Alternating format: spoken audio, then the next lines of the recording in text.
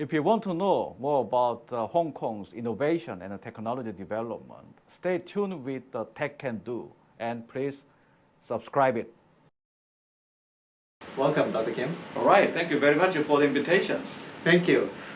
We just had a little chat before this, and Dr. Kim has a very interesting background. He's a Korean, born and educated in Korea, and then had worked in Singapore in the R&D area, and then to Hong Kong, working at Hong Kong U, and now with Hong Kong UST. Right, so Dr. Kim, can you share a bit about your experience from educated from Korea and how you go to Singapore? And actually, I studied physics, and I was fascinated of the core physics type of work. But later, I switched to the applied physics, Right. which is the display technologies. Now we call it as an OLED display. Yeah. There was a mid over 1990s. It was a very new technologies. So I get a PhD on that technologies.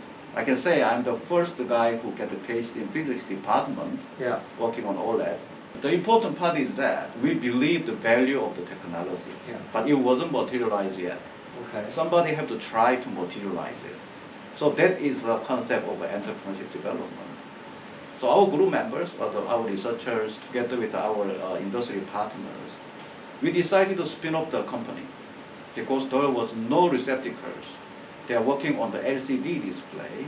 It's still the early stage type of LCD display. Yeah. So we have no choice but to start a new company to commercialize these technologies. It's not easy, right? At that time you were still in Korea and at Yes. the universities.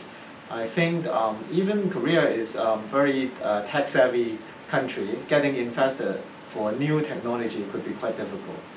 So what happened at that time? So we have 130 patents Okay. with industry partners. And when we spin off, we bought over our patents from our institutions. And then in license, the Kodak has a base patent, so 250 patent from Kodak. Then with the 370 patent portfolios, we pitch to the investors. Frankly speaking, we pitch a lot of investors. Right. Then right. eventually we get attraction from investment AB and SoftBank. We interview and we hire the CEO. Then this person has a good network and lead us to the capable investors in US and Japan and Europe. So after that, I know you moved to Singapore. You're right. Right. There is a reason. Display industry requires a lot of money. We demonstrated our technology. We start to sell, and the Singapore government joined in. Okay. And Singapore government liked the ideas, and they have a plan of setting up display industry in the country. So they invested with the one conditions, manufacture in Singapore. So That's definitely the thing we need to learn in Hong Kong now, right? I don't know. No, okay. We have to lead. We have to lead to build the industry that we want in Hong Kong. So I mean that's what happened in Singapore. So you moved there. Right. But I need to add more stories because Okay, yeah, please. it was not always happy endings. But we moved there and we set up the line. We start to sell the equipment, the panels. We sold the panels to Samsung. Right. And some of the companies in mainland and in Taiwan type of things. However, manufacturing is one thing, but business challenge is another. So eventually, all this investment and the equipment, everything is liquidated. It was a very painful experience, but most of the things I'm using now, is learned from that failures. Another thing I have to emphasize is that technologies we developed is still being used by the leading display companies. Okay. They are producing their display. So the beauty of a startup company is that even though they die, they are very important fertilizers.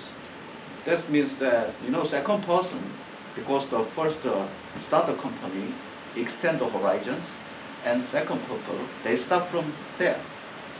So that is a benefit of the technology startup.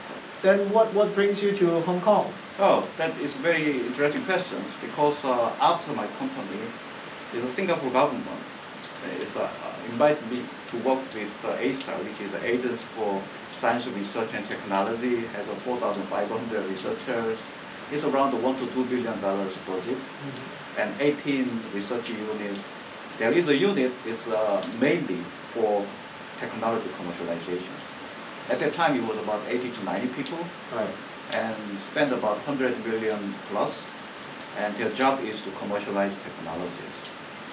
So I managed the flagship project team, which they identified the good technology in A-Star, and our team members, which is the business people, make business plan and engage industry partners together with the researchers. For 1 to 2 years, we start the company. I was running a project. It's very successful.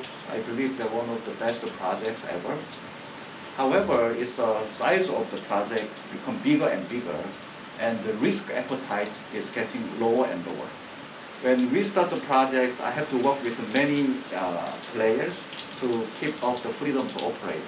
So I will start to work with the university technologies, and like MIT, Stanford, Taiwan, all these universities we work together. I realized that this university has a very interesting place. There are many, many interesting things, but there is a huge gap there.